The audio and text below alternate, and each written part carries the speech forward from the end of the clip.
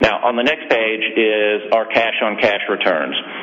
And so what we're trying to show you here is, again, that we have earned returns in excess of our cost of capital. And now, this is not an IRR. Now, the way that we invest is based upon an IRR, our expected return over some period of time, and you may add a terminal value on depending upon the nature of the asset.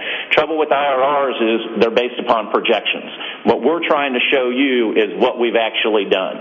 And so what we're showing you here on a year-by-year basis is the cash generated during that year, broken down by segment, divided by the total cash invested in that segment. We started doing this 10 years or so ago, and you can see we have the full history here.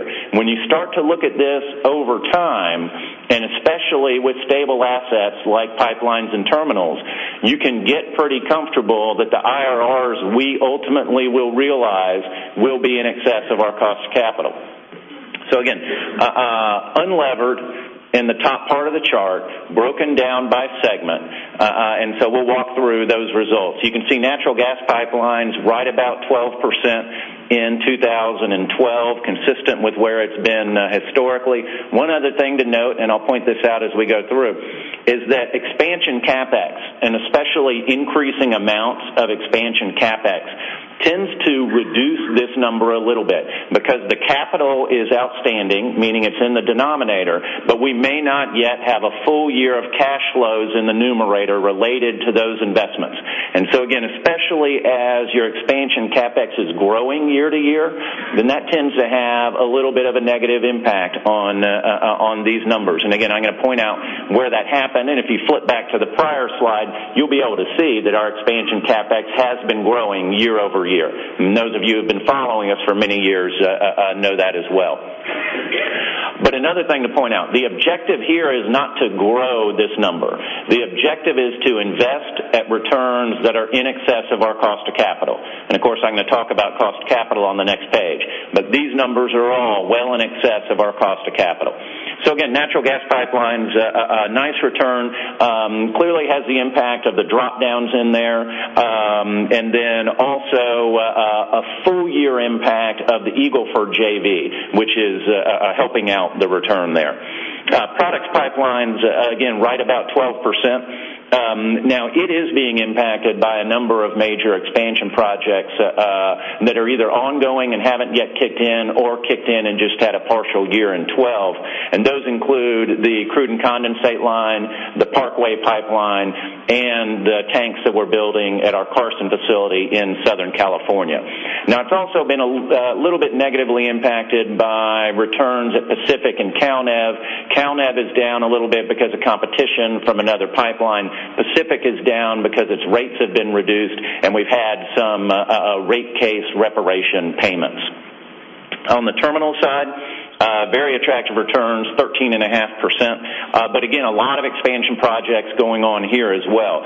You have all of Bosco in here. We still, even after Transmontane bought back in, then we continue to consolidate Bosco, and so all of the CapEx will show up in our numbers. You also have the investment in the Edmonton terminals and the expansions that are going on in our coal facilities that, again, are not yet producing full amounts of cash flows, and so they're impacting that return. CO2, tremendous return, 28.7%, and growing. Now, as we've said historically, we demand a higher return from especially the oil production side of that business because it has commodity price exposure. Generally, we avoid assets and investments that have direct commodity price exposure. We specifically invested in this case because we believed that the returns would be more than sufficient to offset that. I think you're seeing that here. The other thing that you're seeing, and again, this is more SACROC specific than anything else, is exactly what we expected in terms of the required investment slowing down a little bit while the cash flow continues to grow. And that results in the higher cash-on-cash annual return that you see here. Now, while the required investment in SACROC may be declining a little bit, we continue to find great opportunities to invest in this segment, and Tim and Jim are going to take you through those, and especially on the source and transportation side, we're finding great opportunities. Kinder Morgan Canada, a very nice jump and a nice return at 16.3%. There are a couple of unusual things in there this year. One is book taxes. We had a reduction in book taxes that was a little bit of an anomaly in 2012. That gets backed out because really, ultimately, in terms of DCF, we're only looking at cash taxes, but it's not backed out at the segment level, and so that's providing a little bit of a boost in return. Express also had a very nice year, and that's providing a boost in return there. And the other thing you should keep in mind when you look at the Kinder Morgan Canada segment is that this is relative to what KMP has invested in this segment, and so it is a function of drop-down values, meaning where KMI sold the assets to KMP is what's driving this return.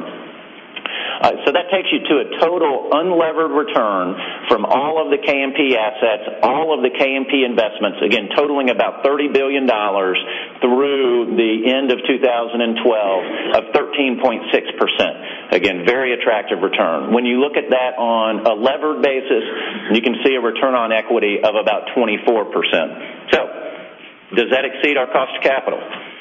Next page really goes through the